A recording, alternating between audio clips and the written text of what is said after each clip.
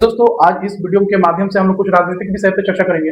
जैसे कि बिहार में इलेक्शन का समय चल रहा है और उसी इलेक्शन के समय में दोनों विपक्ष पार्टी और दोनों पार्टी जैसे तो बिहार में ज्यादातर कांग्रेस और बीजेपी को लेके जो है आरजेडी कांग्रेस और बीजेपी को लेकर लड़ाई चल रहा है।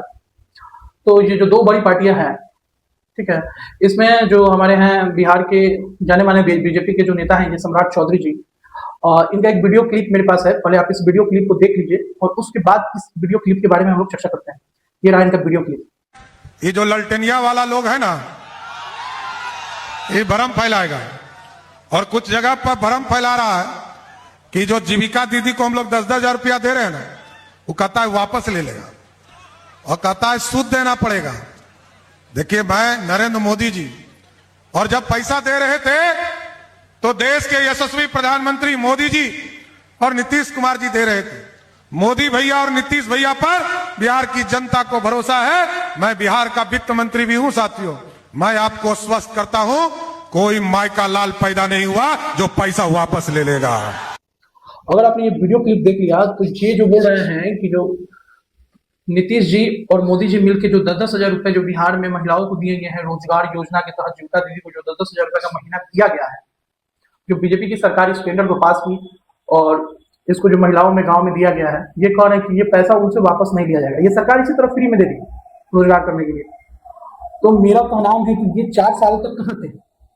अभी इलेक्शन के समय आचार संहिता लागू होने के बाद ये इनका फंड आ रहा है लोगों के अकाउंट में। ये 4 साल तक कहाँ थे? उस समय इनको नहीं समझ में आया कि हमको 10 हजार रुपया चाहे 2 लाख रुपया देना चाहिए रोजगार करने के लिए।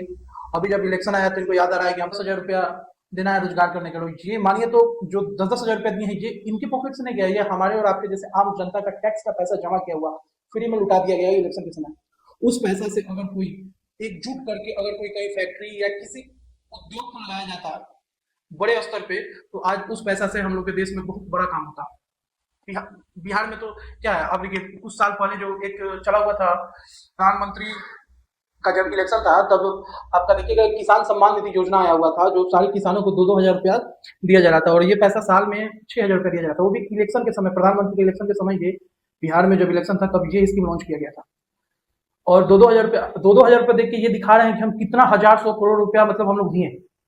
अभी 1,020 करोड़ के आसपास रुपया ये लोग 10-10 हजार करके बांट दिए। अभी जो नीतीश सरकार जो स्कीम लाए हुए हैं जीविका दीदी को जो 10-10 हजार रुपया देखा, उसमें ऐसा कैंडिडेट जो आज तक जीविका में उनका नाम नहीं था वो भी फॉर्म भरा, उसको भी पैसा मिला है।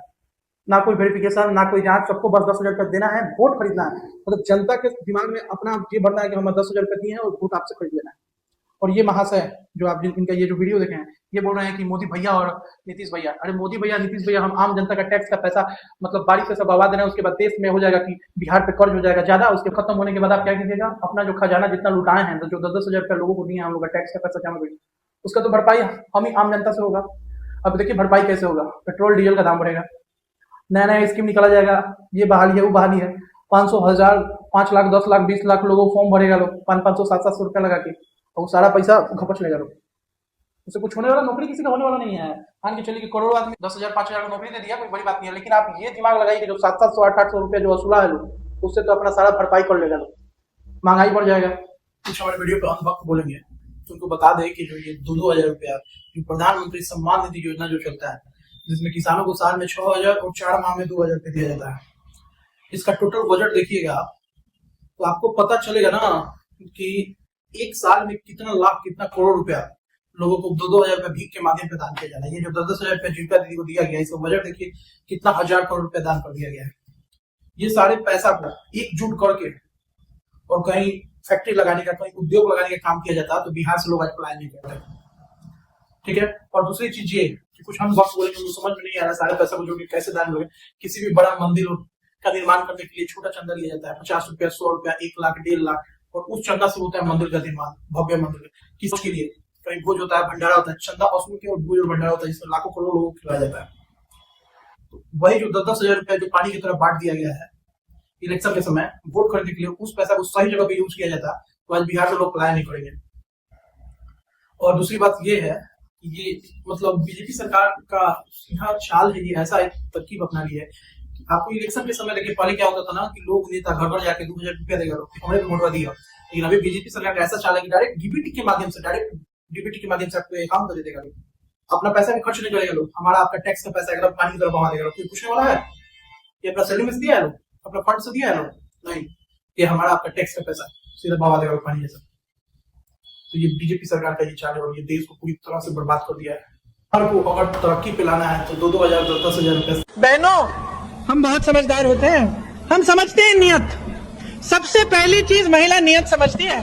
10,000 रुपए आए चुनाव से पहले, भाजपा की सरकार ने, मोदी जी ने बड़ा बड़ा ऐलान किया, लो 10,000 दे रहा हूँ। बहुत बड़ा एहसान कर रहे हैं आप पे, आप ही के पैसे आपको मिल रहे हैं, अच्छी बात है, 10,000 मिल रहे हैं, ले लो।